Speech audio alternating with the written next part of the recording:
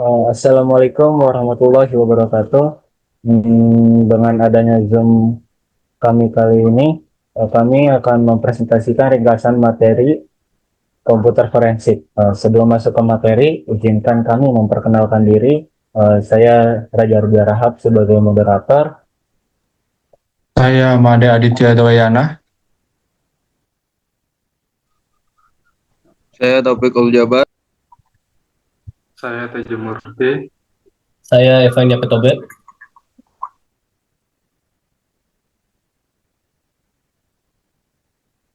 Hmm, Masuk ke pertemuan pertama, yaitu ada pendahuluan dan dasar komputer forensik. Berikut penting dalam pertemuan pertama yaitu ada definisi dari pertemuan pertama yaitu eh, proses ilmiah identifikasi dan analis bukti digital. Tujuannya untuk menyediakan bukti legal, terus ada berbagai macam sumber bukti seperti file terhapus, eh, log, register, browser chat, dengan elemen utama seperti identifikasi, penyimpanan, analis, presentasi. Di dalam komputer forensik terdapat berbagai macam cabang seperti forensik disk, sistem, jaringan, internet, dan lainnya. Masuk ke pertemuan kedua, yaitu profesi dan keahlian ahli forensik. Berikut poin penting dalam pertemuan dua, itu ada tugas utama para ahli dalam komputer forensik yaitu membantu investigasi kejahatan digital. Beberapa ahli terkenal dalam komputer forensik seperti Geo Holly, itu data bisa dipulihkan, terus ada T-Web, itu keamanan dan hukum. Berikut perbedaan tugas programmer dan ahli komputer forensik. Di sini ada bagiannya programmer yaitu memperbaiki kesalahan sendiri, berorientasi ke pengembangan, tidak selalu memperhatikan hukum.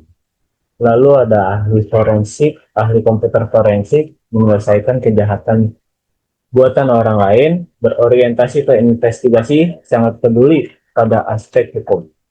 Lalu pertemuan ketiga akan dilanjutkan oleh Ketua Abdul Jabbar. Baik, pertemuan 3 Undang-Undang ITE dan Cybercrime. Berikut poin penting pada pertemuan 3. Tujuan membentuknya Undang-Undang ITE yaitu untuk menyediakan infrastruktur hukum agar digunakan secara benar untuk menghindari penyalahgunaan dengan tetap memperhatikan nilai sosial dan agama. Contohnya peran pemerintah dan masyarakat, yaitu pemerintah wajib menjamin keamanan ITE, sedangkan masyarakat ikut mengawasi dan melaporkan penyalahgunaan. Jenis-jenis cybercrime atau kejahatan cyber, cyber squatting, yaitu menjual nama domain dengan harga tinggi.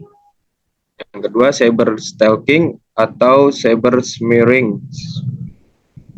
yaitu mengganggu atau merusak reputasi online. Ketiga, pembajakan, yaitu mendistribusikan konten tanpa izin. Masuk ke pertemuan 4, forensik, IT, dan hukum Indonesia. Poin penting pada pertemuan 4, pertama, berikut beberapa unsur hukum forensik, yaitu memaksa, melarang, atau perintah, dan saksi. Yang kedua, kategori hukum ada 2, yaitu privat dan publik. 3, asas legalitas dalam forensik IT ada 2, yaitu tidak melakukan surut dan tidak boleh analogi. Yang keempat, berikut bukti digital, yaitu open system atau seperti laptop, PC, server, communication system seperti email dan jaringan, embedded system seperti HP, GPS, dan smart card. Berikut peraturan terkait cybercrime. 1. KUHP baru mulai mengatur data dan sistem komputer. Yang kedua, RUU TIPI TI memuat larangan spesifik seperti peretas, penyebaran data, pornografi anak. Ketiga, Undang-Undang ITE mengatur transaksi elektronik, privasi, domain, dan lain-lain. Selanjutnya akan dibacakan oleh Dewa. Baik, pertemuan 5, metodologi and tips.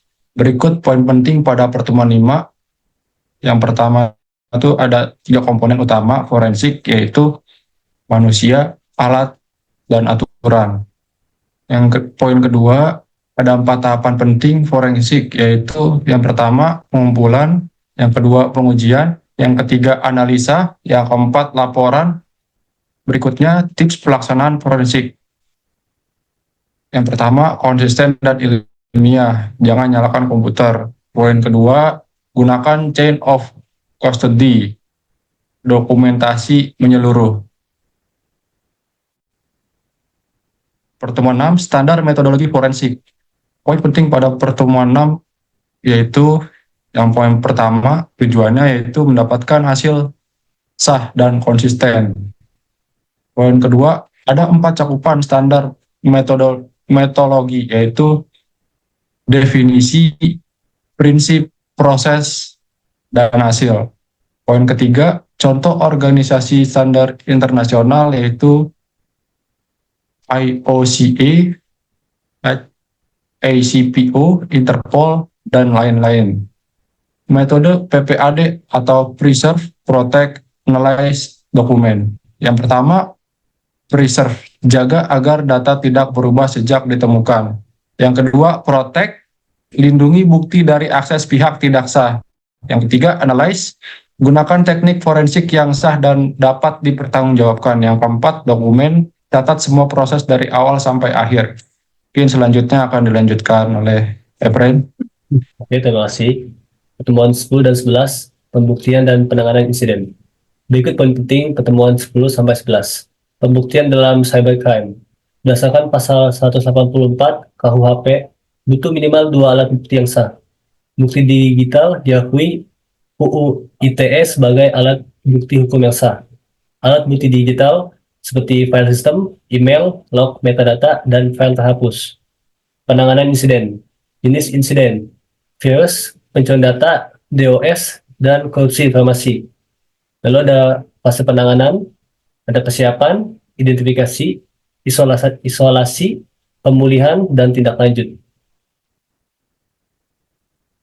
Selanjutnya, tahapan freezing the scenes ada 2, yaitu mengamankan lokasi TKP digital agar bukti tidak rusak atau hilang, hindari gangguan mekanis, elektromekanis, dan virus.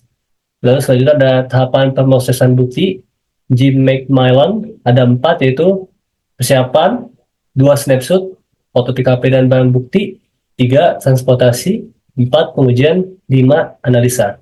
Selanjutnya akan dibacakan oleh teman saya, Tejo Murti. Baik, di sini ada saran dan kesimpulan. Yang pertama, kesimpulan. Untuk kesimpulan, komputer forensik berperan penting dalam mengungkapkan kejahatan digital secara ilmiah dan sah. Prosesnya mencakup identifikasi, pengumpulan, analisis, dan pelaporan bukti digital yang didukung oleh standar serta aturan hukum seperti UU ITE. Kolaborasi antara keahlian teknis dan pemahaman hukum sangat diperlukan untuk memastikan bukti dapat diterima di pengadilan. Saran yang pertama, tingkatkan keterampilan praktis melalui pelatihan dan simulasi kasus digital. Yang kedua, pahami dan patuhi etika serta hukum dalam setiap proses investigasi. 3. Ambil sertifikasi profesional untuk menunjang kredibilitas di bidang forensik. 4. Sosialisasikan UU ITE agar masyarakat melek hukum digital. Baik, selanjutnya saya kembalikan ke moderator. Terima kasih teman-teman yang sudah menyampaikan hasil presentasi. Kami tutup hasil presentasi kami kali ini. Kurang lebihnya mohon maaf. Wabillahi taufiq wal hidayah. Wassalamualaikum warahmatullahi wabarakatuh.